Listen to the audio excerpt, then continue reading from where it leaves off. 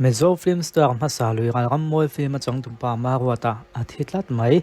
Mezo Film Star Masa ahun laya Mezo Film Star lak tak ling Mezo Film lak tak ling zinga ros party te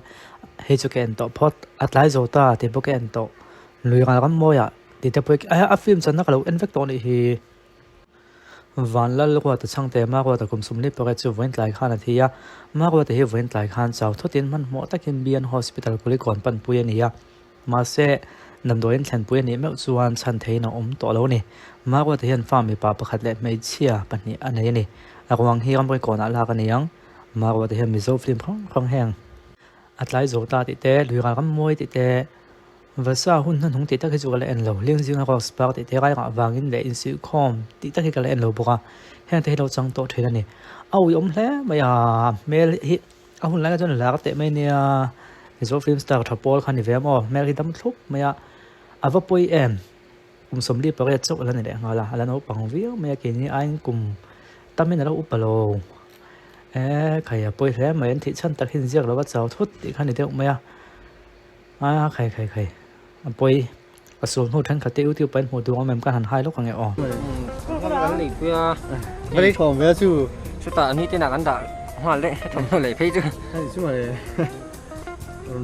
cái lịch chúng à hay lên về mấy tụi mình lên tụi mình nó tao nào riêng là cái đi là anh nghe